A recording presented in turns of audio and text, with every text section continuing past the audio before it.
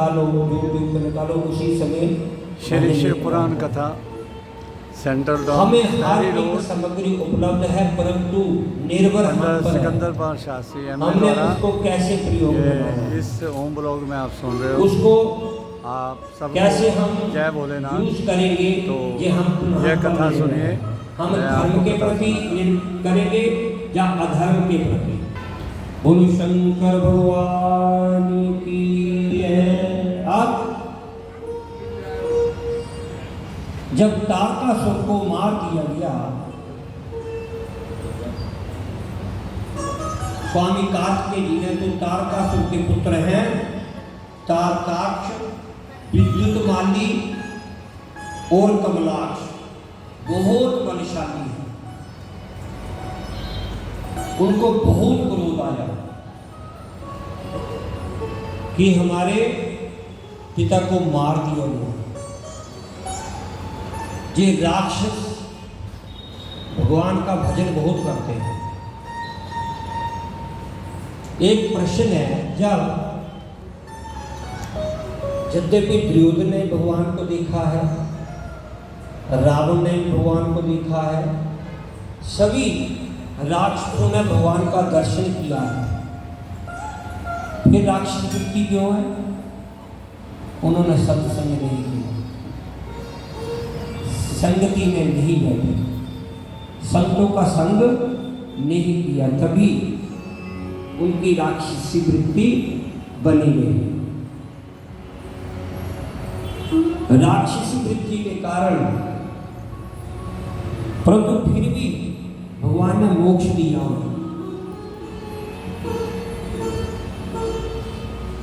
सदैव ही भगवान के प्रति हमारी आस्था हो, ध्यान लगाते हैं।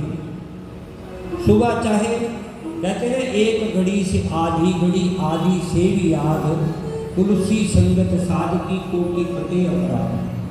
3 मिनट रह जाते हैं, 3 मिनट भी ध्यान लगता नहीं, कैसे लगाएं? बड़ा कठिन है। एक व्यवहारिक बात है, जिससे हम चीज को देखते हैं, पुनः पुनः देखते रहते हैं, आंख बंद करके ध्यान लगाते हैं, तो चीज हमारी लुप्त हो जाए, गुम हो जाए। आंख बंद करके जब हम ध्यान करते हैं तो वो चीज वहां रखी मिलती है। वैसे ही हम मंदिर में या अपने मंदिर में भगवान का रोज दर्शन करें, प्रतिदिन दर्शन करें। आवश्यक नहीं आप 2-2 घंटे बैठे रहो, 4-4 घंटे बैठे रहो, घर का कार्य भी ना करो। हर समय भगवान का दर्शन करके उन्हें कार्य में लग जाओ। चित्त में यही ध्यान करते रहे तो साक्षात भगवान के दर्शन इस चित्त में बस जाए।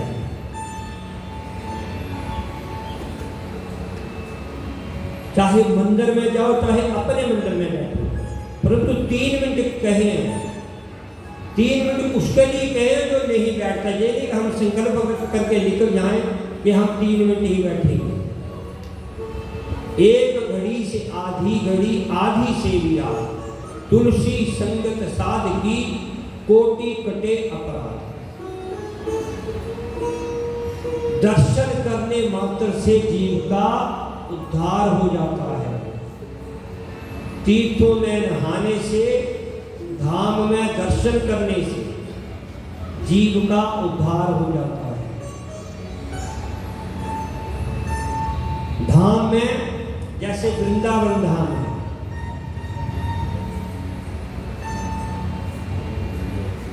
बद्रीनाथ धाम है, गंगोत्री धाम है, जहां पर दर्शन करने मात्र से ही जीव का उद्धार हो जाता है। और तीर्थों में संत हो तो सोने पे सुहागा। संत समागम हरि कथा तुलसी दुर्लभ तो, सुतधारा और लक्ष्मी पापी को भी हो। ये जो संत होते हैं ये चैतन्य तीर्थ होते हैं, चलते फिरते अवतार। चैतन्य कहते हैं जीवित तीर्थ जिसको हम बोल देते हैं। हमारे घर में किसी संत ने आना हो तो हम बड़े प्रसन्न होते हैं। इधर उधर भागते हैं, उनको ऐसे बैठाएंगे, उनको ऐसे करेंगे। ये चैतन्य तीर्थ है। जहाँ पर संतों का निवास होता है, वहाँ पर जिसको हम कह सकते हैं पॉजिटिव वाइब्रेशन बनी रहती है।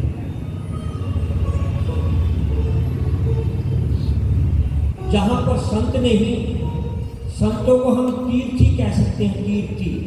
तीर्थ प्रदान, तीर्थत्व प्रदान करते हैं, इसलिए संतों को तीर्थ कहा गया है। वह भूमि तीर्थ बन जाती है। सामान्य भूमि पर भी यदि संत निवास करें तो वह तीर्थ के समान कहा गया है। बड़ा भारी तीर्थ हो, वहां पर संत उस स्थान को छोड़ दें, उनको उनकी तपस्या में विघ्न पैदा हो तो वो तीर्थ स्थान नहीं रह जाता। चैतन्य तीर्थ जो है वो संत है। आप यहीं से लगा दें, हमारे शहर से कितने वर्ष प्राचीन सुखी जो आश्रम में शायद कुछ नहीं, हरि बाबा मंदिर में कुछ नहीं था, अनंताश्विनी जी महाराज में वहाँ कुछ नहीं था। मैंने सुन रखा है, मेरे को 20-25 सालियों मैंने सुना है, वहाँ कुछ नहीं था। अब देखो साक्षात तीर्थ स्थान वहाँ पर बने हुए। कोई 4 बजे जा रहा है सुबह, कोई 3 बजे जा रहा है सुबह, वो तीर्थ स्थान बना। हमारा होशियार लोग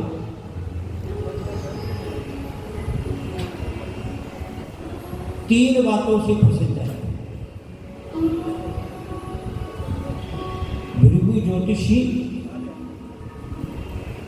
साधु आश्रम यूनिवर्सिटी जहाँ पर रिसर्च सेंटर है, और सुखी जो वाले महाराज।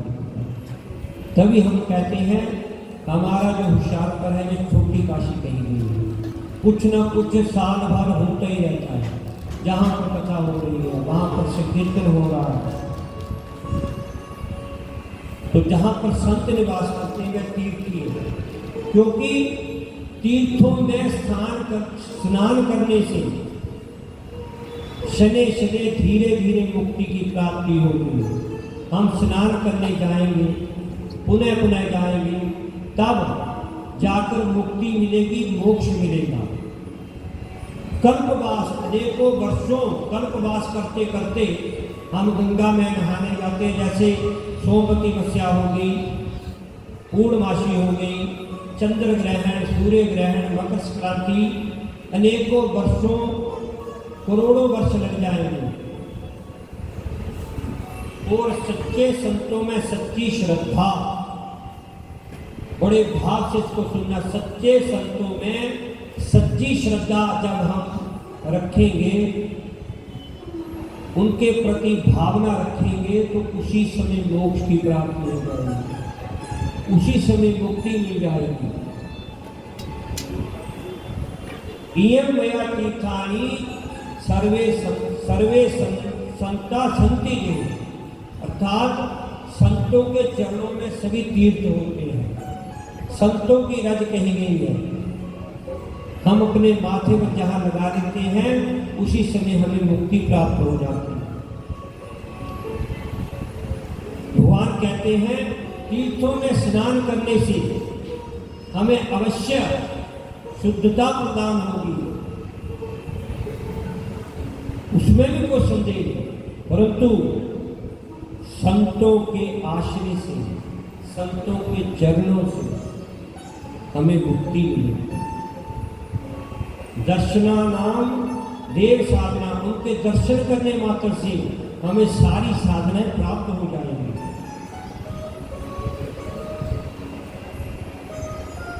जब कुरुक्षेत्र में चंद्र ग्रहण के समय श्रीमद् भागवत में आता है, सभी स्नान करने के लिए भी भगवान भी वहाँ भी।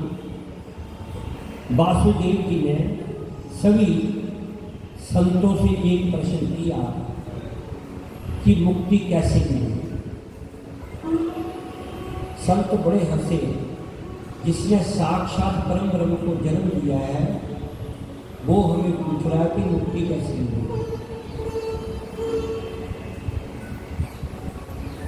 वासुदेव जी ने पूछा कि ये सिलसिला तो चलता ही रहेगा, जन्म मरण, जन्म लेना मरना, फिर गर्भ में वास, ये मुक्ति कैसे, मोक्ष कैसे प्राप्त होगा? ऐसा कोई कर्म बताइए हे प्रभु जिससे हम इस गर्भ जोनि से छूट जाएं, गर्भ जोनि से हमें छुटकारा हो जाए।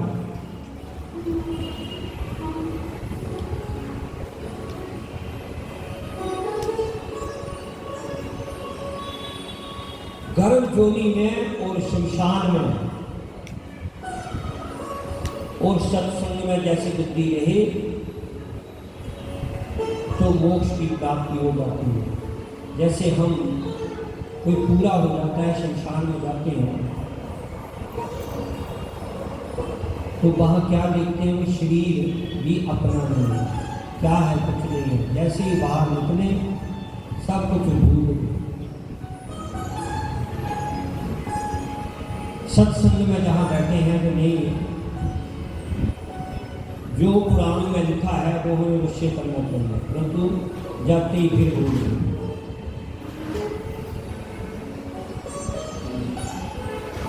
अब संत क्या कहते हैं कि आप तो ज्ञाता हैं। देखो,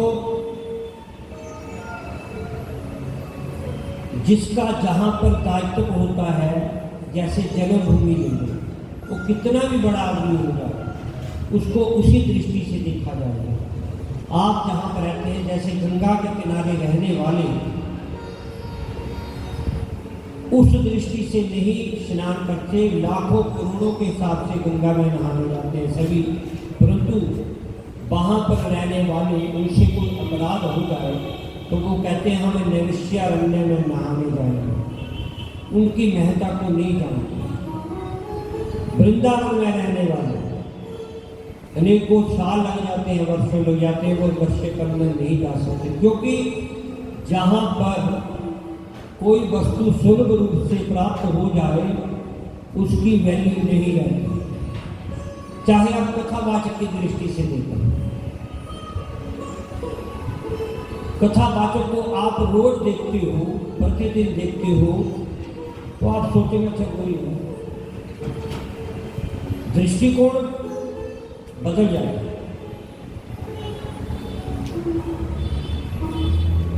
अन्यथा वो आता तो आप बोलेंगे हाँ बहुत अच्छा किया। वैसे ही जो जितना दूर होता है उसकी उतनी ही महत्ता बढ़ती जाती है। पंजाबी में करता जोगी जो बड़ी जोगी से उसकी उतनी महत्ता गोड़ हो जाती है।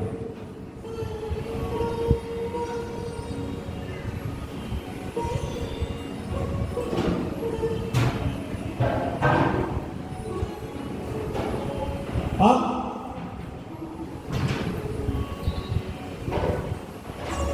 जब कार्तिकेय जी ने तारकासुर को मार दिया तो उसके तीनों पुत्र बहुत क्रोध करने लगे और देवताओं को सताने लगे। अब सभी देवता कहाँ गए, ब्रह्मा जी के पास प्रार्थना करते हैं, हे भगवान हमें इन दुष्टों से बचाने का कोई उपाय कीजिए, ये हमें बहुत प्रताड़ित कर रहे हैं, इनको मारने का कोई उपाय हो तो मुझसे कहो। सभी देवता भगवान की शरण में जाते हैं। यदि हम भगवान का भजन नहीं करेंगे तो ये जो आयु है ये धीरे धीरे सर करेगी, पता हमें भी नहीं चल रहा। 1 साल का बच्चा हो गया, 10 का हो गया, 20 के हम हो गए, युवावस्था, तरुणावस्था, वृद्धावस्था मतलब सरकरी, इसको हम कहते हैं सरकरी। ये जीवन निकल रहा, चली जा रही है उम्र धीरे धीरे, चली जा रही है उम्र धीरे धीरे, चली जा रही है उम्र धीरे धीरे।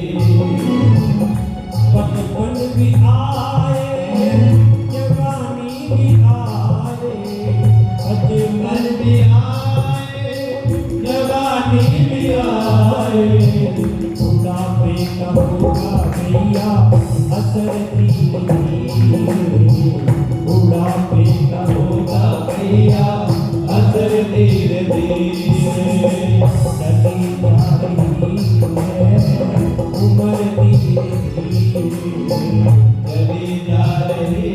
है उम्र धीरे धीरे,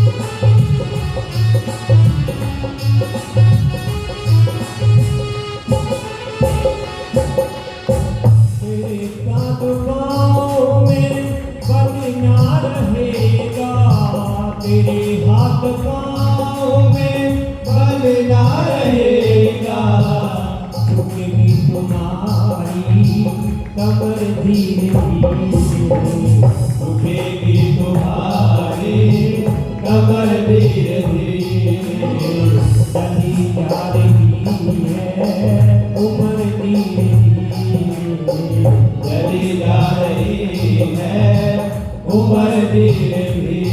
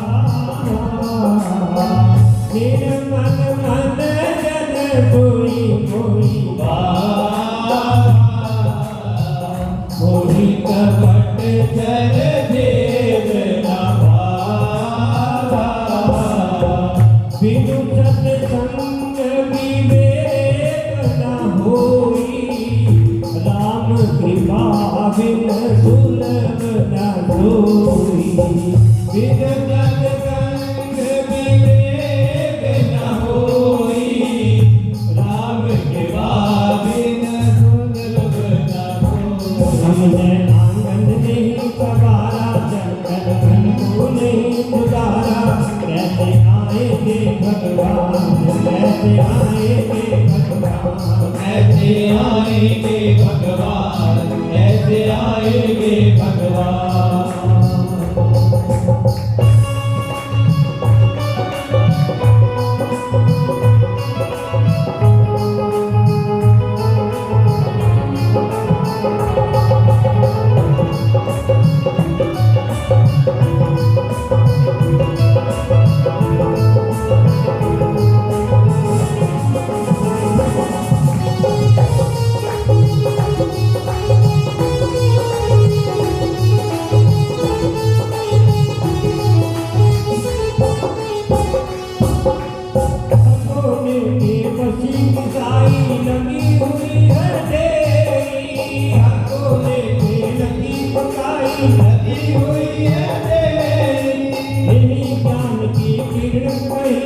हर कोठरी ज्ञान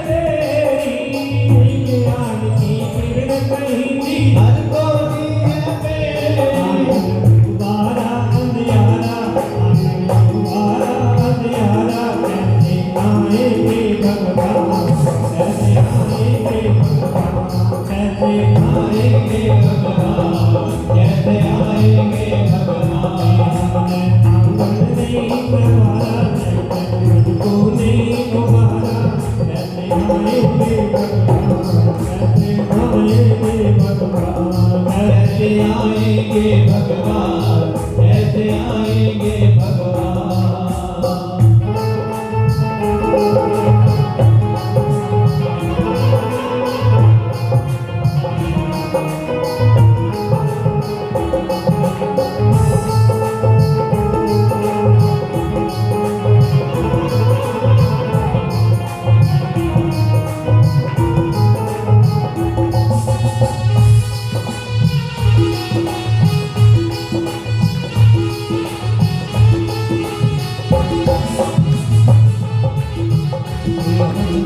आंगन नहीं उबारा, चंचल मन को नहीं सुधारा, कैसे आएंगे भगवान, कैसे आएंगे भगवान, कैसे आएंगे भगवान, कैसे आएंगे भगवान, कैसे आएंगे भगवान, कैसे आएंगे भगवान।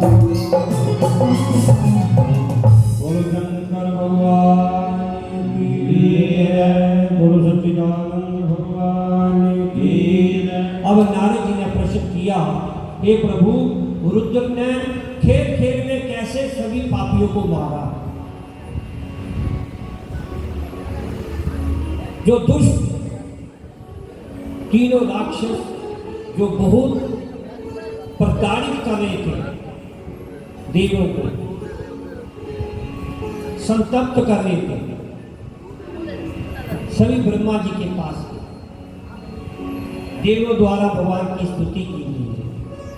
भगवान शिव ने कहा, मैं इनको नहीं मार सकता क्योंकि ये मेरे भक्त हैं। विष्णु भगवान बड़े उदास हो गए कि हम आपकी ही कृपा में रहते हैं, आप कोई उपाय करिए। अब विष्णु भगवान ने सभी देवताओं को बड़े ज्ञान से कहा कि आप नवे शिवाय का 1 करोड़ जप करो तो ये दुष्ट जो है मारे जाएंगे। आप सभी देवताओं ने 1 करोड़ जप किया और युद्ध के लिए उन तीनों को ललकारा। ललकारने पर भी वह मृत्यु को प्राप्त नहीं हुई। भगवान शिव ने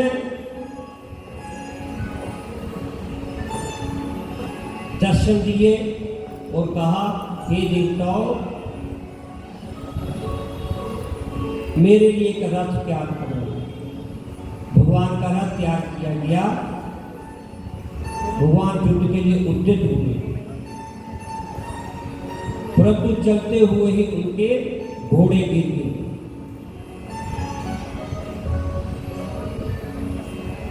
जहां पर हमें भगवान ने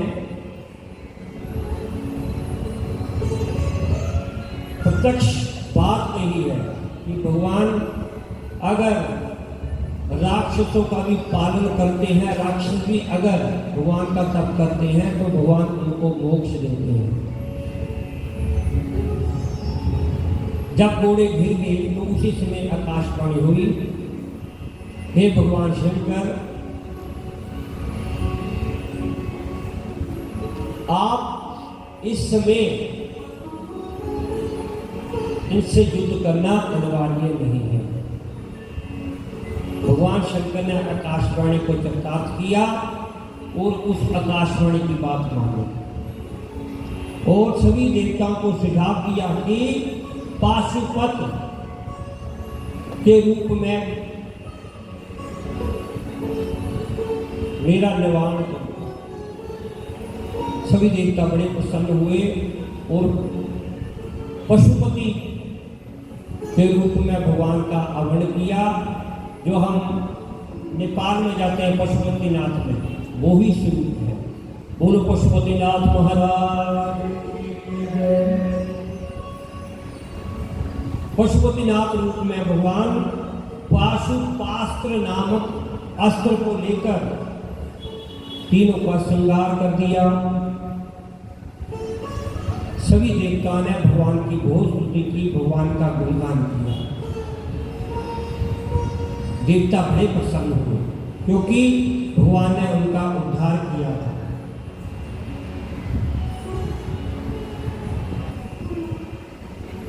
अब नारद जी कहते हैं,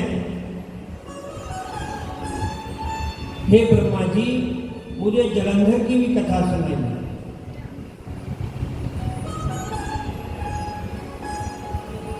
ब्रह्मा जी कहते, मेरा पुत्र मरीचि के कश्यप की पत्नियों में धनु हुआ।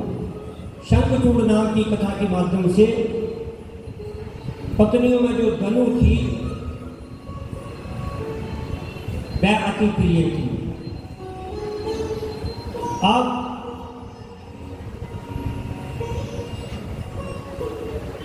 उसका हुआ दम्भ को संतावना देते हुए मधुरवाणी में कहा कि आपके एक पुत्र की प्राप्ति होगी। कथाओं को हम सारांश रूप में अगर हम यही कथा करें तो कम से कम हम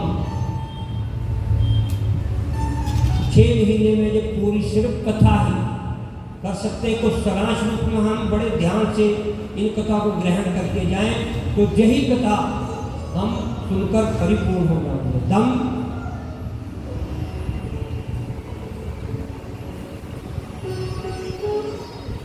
दम्भ ने बड़ी तपस्या की, उसने कहा मेरे को एक वीर पुत्र दीजिए। भगवान ने कहा तथा उसके पुत्र हुआ, उसका नाम रखा शंखचूड़। शंखचूड़ द्वारा घोर तपस्या की गई। ब्रह्मा जी की आज्ञा से भद्रिकाश्रम अर्थात जो बद्रीनाथ है वहां पर उसने घोर तपस्या की और तुलसी से शंखचूड़ जी का विवाह हो गया। ये तुलसी की कथा को हम शंखचूड़ के माध्यम से राज्याभिषेक हुआ, परंतु वह फिर वही बात मद कद में आकर मद में आ गया। राज्य प्राप्त करके वह अपने अहम में आ गया। मैं भूल गया कि मैंने भगवान की तपस्या की थी।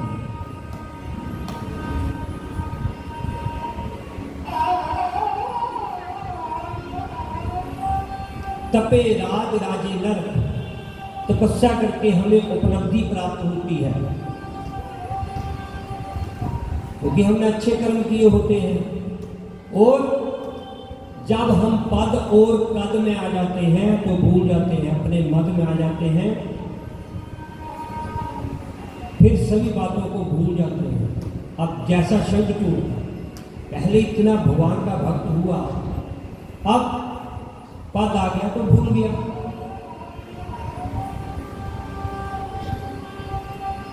देवों द्वारा रुद्र की प्रार्थना की गई है,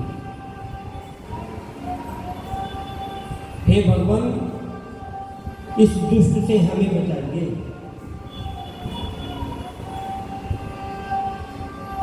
चित्तरथ को भेजा और उसको मृत्यु प्राप्त करवाने के लिए, परंतु चित्तरथ भी नहीं कुछ कर सका। उसके तप का इतना प्रभाव था। आप भगवान की भक्ति में इतने संलग्न हो जाइए, चाहे जो कुछ मर्जी को बोलता रहे। देखो भगवान की कथाओं में, सत्संग में जो अग्रगणी होता है, चाहे मंदिर में ही हो, जो अग्रगणी होता है उसको बुरा भला सुनना ही पड़ता है, पीछे नहीं हटना चाहिए। धर्म के कार्यों में कभी भी पीछे मत हटो, चाहे जो कुछ मर्जी को बोल जाए। चित्तरथ नामक रथ भी कुछ नहीं कर सका। अब रुद्रगुण और भद्रकाली मां साक्षात दुर्गा चंडी ने भी उस शंखचूड़ को मारना चाहा, परंतु वह मृत्यु को प्राप्त नहीं हुआ। उसके तप बल में इतनी शक्ति थी, इतनी पावर थी। भयंकर युद्ध हुआ। कहां पर? जहां पर कपिल मुनि का आश्रम है, गंगा सागर के पास। हम भारत में कह सकते हैं इसको, जो गंगा सागर के पास है।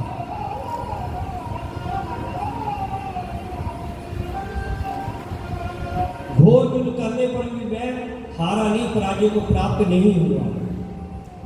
आकाशवाणी द्वारा भद्रकाली को कहा गया कि ये समय नहीं है, ये समय निश्चित है। अगर भगवान चाहते, भगवान रामचंद्र जी के सामने आप देख लो, अगर भगवान चाहते तो लीला कर रहे थे, रावण को एकदम मार सकते थे। उनके पास क्योंकि साक्षात नारायण थे, परंतु समय आने पर हर एक कार्य समय आने पर होता। समयानुसारेण सर्वाणि कार्याणि भवितव्यम। जैसे हम शुभ मुहूर्त जिसको हम कहते हैं, जब कोई भी कार्य हो समय के अनुसार ही होता है। इसकी पत्नी, क्योंकि इसकी पत्नी बड़ी पतिव्रता थी, इसलिए भी वह मृत्यु को प्राप्त नहीं हो रहा था। उसका तप बल था, उसमें धैर्य बल था। अब भगवान शंकर चले, उधर भगवान विष्णु ने माया के द्वारा उसका शील हरण किया और भगवान शंकर चल पड़े शंखचूड़ को मारने, और वह मृत्यु को प्राप्त हो गया। तुलसी ने, मां तुलसी ने उनको श्राप दे दिया कि जैसे आप हृदय विदारक हो, आपने पाषाण रूप का आपका हृदय है, इसलिए आप पत्थर हो जाओ। आज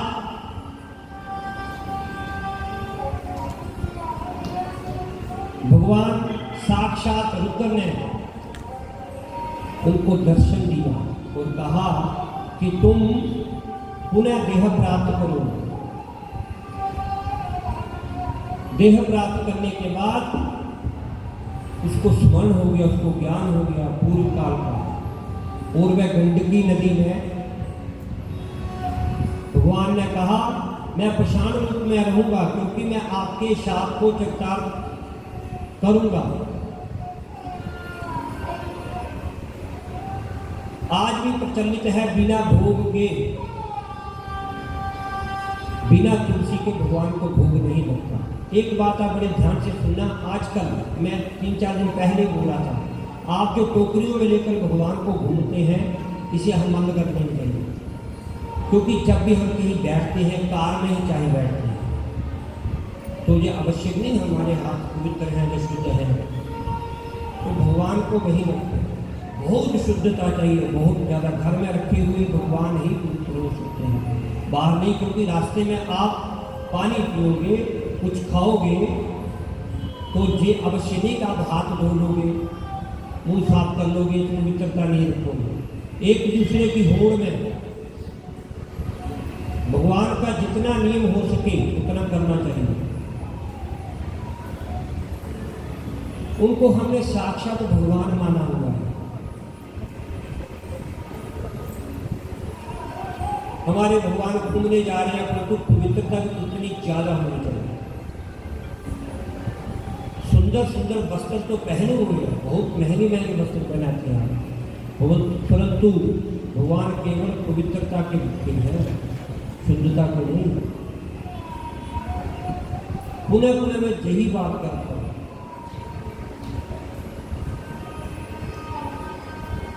आश्रमों में कुटियाओं में आप चले जाओ, गुरु स्थान पर आप कहीं भी चले जाओ, आपको चप्पल बाहरी खोली हुई मिलेगी।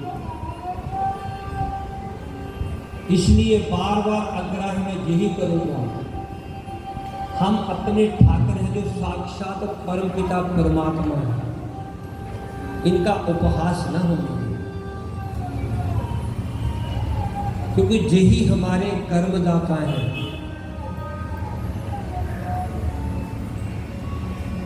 इनके पर ही हमारी डोरी है। आप तुलसी के रूप में भगवान ने उनको वरदान दिया,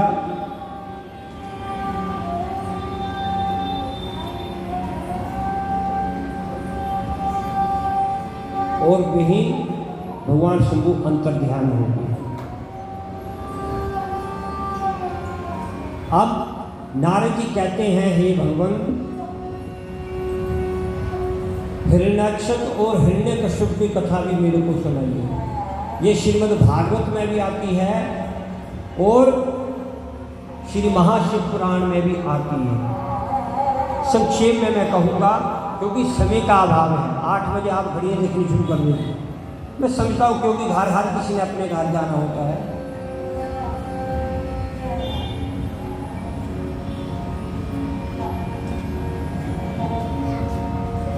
हिरण्यकश्यपु एक दुर्दांत, जिसको हम आजकल आतंकवादी कह सकते हैं। राक्षस कौन थे? ये आतंकवादी थे, जो आज हमारे राष्ट्र के लिए एक आघात है, एक शत्रु है।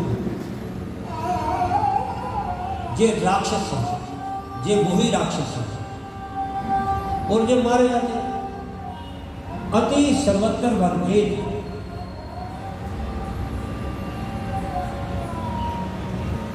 भगवान जब अति होते हुए देखते हैं तो कोई ना कोई ऐसा भगवान विवाद बना देते हैं, बहुत निश्चिलता से, बहुत बुरी तरह मारे जाते हैं। अब नमः शिवाय। हिरण्याक्षु आज के एपिसोड क्या करता में है, इतना उसका अंत हो श्रावण गया, महीने में सभी देवताओं आप को ये सताने लगा। भगवान भोलेनाथ की कथा श्रवण कर रहे हो, उसके पुत्र हुआ और प्रहलाद, कथा व्यास हैं पंडित सिकंदर पाल शास्त्री जी, सभी देवता था, और उन्होंने ये कथा पसंद किए हैं बड़े दुखी और हुए तो काफ़ी भगवान भक्त से प्रार्थना जन आए करते हैं। हैं, भगवान हे भगवान और विष्णु, आशा करता हूँ आपको ये आप एपिसोड हमारा पसंद उद्धार आएगा। कीजिए, हमें आप बहुत कष्ट चैनल पहुंचा को रहा है।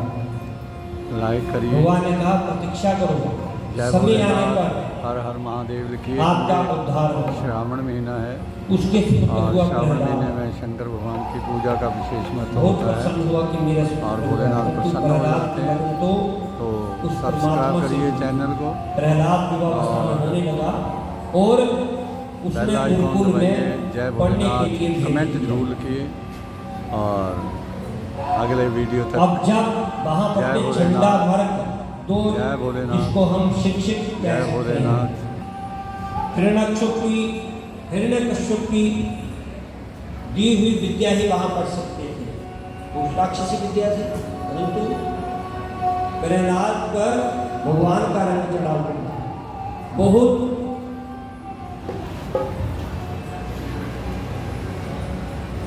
उस पर रंग चढ़ा हुआ था, वो भगवान का भजन करता था।